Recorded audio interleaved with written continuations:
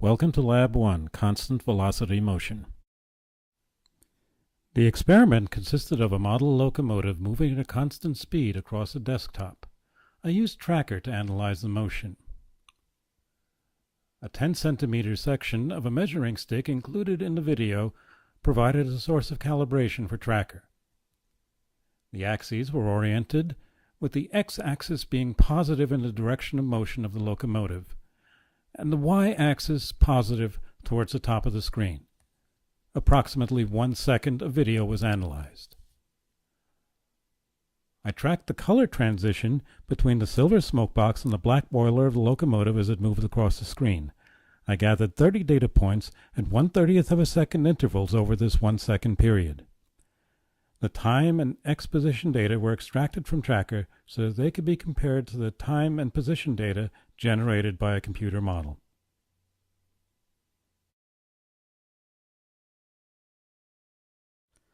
And now we'll use Newton's second law to construct a model of the object's velocity and its position.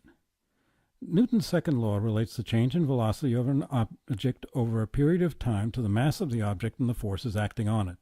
The change in velocity over the change in time is equal to the net force divided by the mass.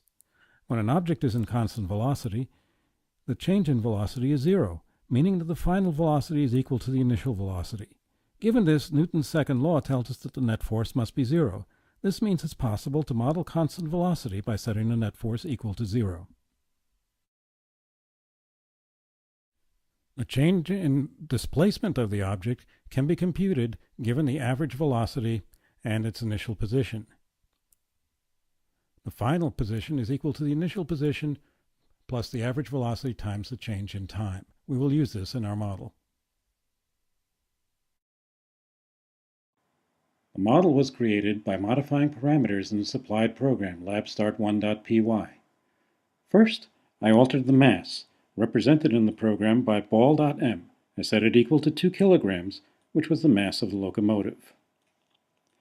Next, I set the initial position of the locomotive to the initial position as supplied by Tracker.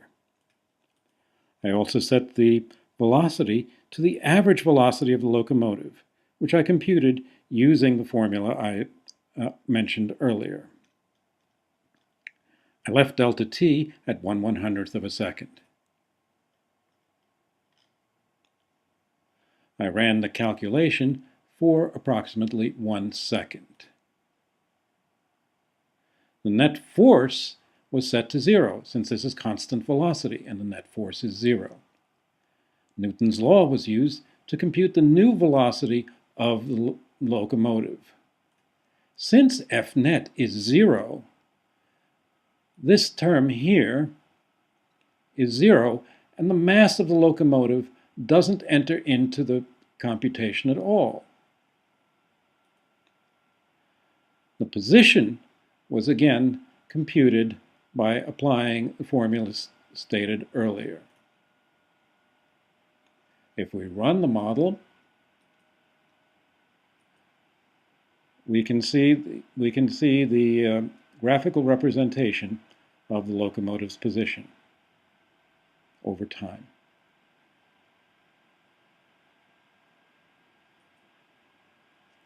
As you can see, it runs for approximately 1 second, and the position of the locomotive is represented by this bar. Over here, the position of the locomotive is represented by the blue ball moving away from the yellow ball. I plotted the data from both the experiment and the model. The red line represents the model position, the blue dots represent the experiment position. The horizontal axis is time in seconds, and the vertical axis is position in meters.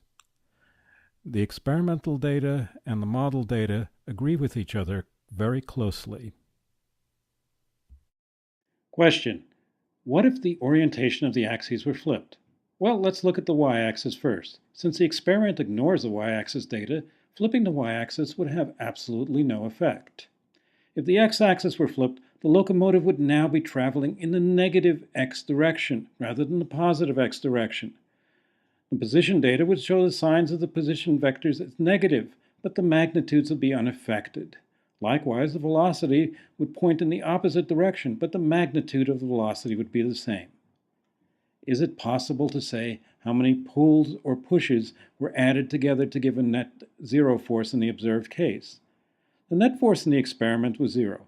Several forces can be identified which, when added together, result in a net zero force. Gravity exerts a force on the locomotive, which pulls it down into the desktop. However, the desktop pushes back up since the locomotive is not moving in the y direction. In the x direction, the motor of the locomotive exerts a force which pushes it forward. Friction exerts a force which pushes in the opposite direction. The two balance each other out, allowing the locomotive to move at a constant velocity. If the motor is turned off, the locomotive stops almost immediately due to the force of friction. This ends Lab 1. Thanks for watching. I hope you enjoyed it.